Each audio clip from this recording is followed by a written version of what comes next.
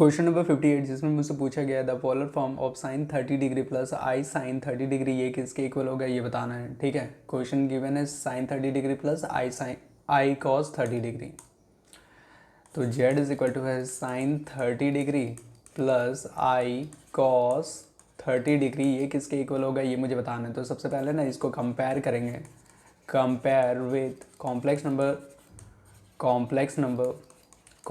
कौन सा फॉर्म में होता है। तो z इज इक्वल टू होता है z is equal to x plus i y के फॉर्म में होता है। तो यहाँ से तो x और y अभी तो कुछ पता ही नहीं चल रहा है, तो हम इसको ऐसा बोल सकते हैं sine 30 degree is equal to कितना होता है 1/2 प्लस आई को आई बोल सकते हैं, और cos 30 degree is equal to होता है √3/2। तो यहाँ से मुझे ये पता चल जा रहा है। अब इसको कॉम्प्लेक्स नंबर से कंपेयर करेंगे, x का वैल्यू मुझे पता चल गया 1/2 और y का वैल्यू भी पता चल गया √3/2।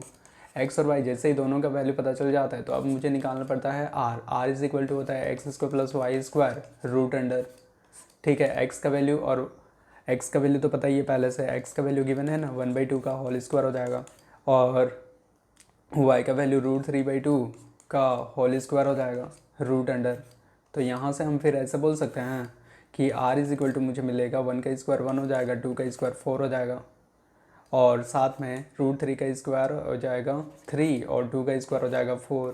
तो इससे हम ये भी बोल सकते हैं आर इज इक्वल टू हो जाएगा 1 और 4 कैसे निकालेंगे 4 हो जाएगा, 4 का पहाड़ा में 4 एक बार में आता है, 1 को फिर 1 से गुना करेंगे 1 हो जाएगा, 4 का पहाड़ा में 4 एक बार में आता है, 1 को 3 से गुना करेंगे तो 3, यानी कि आर का वैल्यू पता चल जाएगा 4/4 यानी 1 हो गया, ऐसे बोल सकते हैं।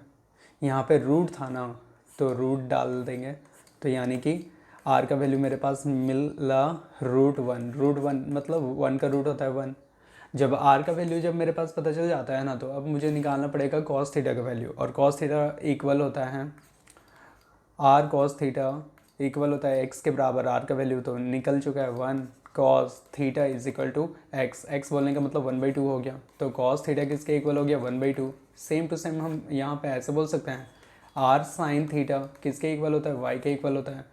तो आर का वैल्यू 1 है और साइन थीटा को साइन थीटा बोलेंगे, और वाई का वैल्यू √3/2। ठीक है, तो यहाँ से मुझे ये पता चल गया कि साइन थीटा का वैल्यू √3/2 हुआ। अब मुझे निकालना पड़ेगा कि अल्फ़ा किसके इक्वल होता है। अल्फ़ा इज इक्वल टू होता है tan इनवर्स y/x के मॉड के इक्वल होता है। तो tan इनवर्स तो tan इनवर्स ही रहेगा, y का वैल्यू मेरे पास गिवन है ना √3/2 डिवाइड में 1/2 का मॉड।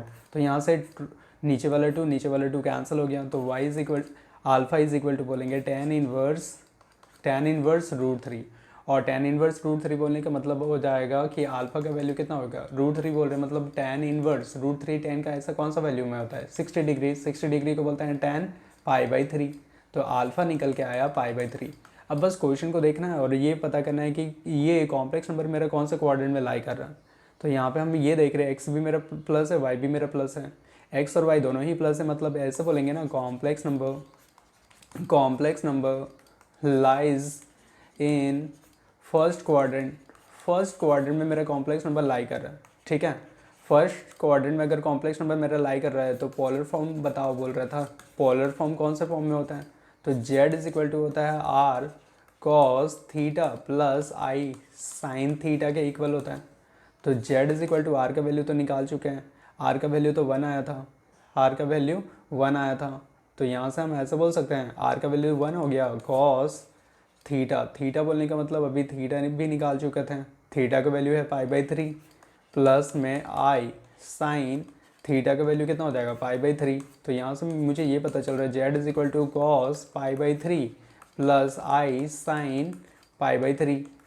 ठीक है, तो cos π/3 plus i sine π/3, cos π/3 plus i sine π/3 match नहीं किया ना, तो इसको हम ऐसे भी बोल सकते हैं cos π/3 बोलने का मतलब कितना हो जाएगा π/3 60 डिग्री को बोलते हैं, cos 60 degree plus i sine 60 degree, cos 60 degree plus i sine 60 degree, cos 60 degree plus i sine 60 degree, cos 60 degree plus i sine 60 degree. ए इसका करेक्ट आंसर।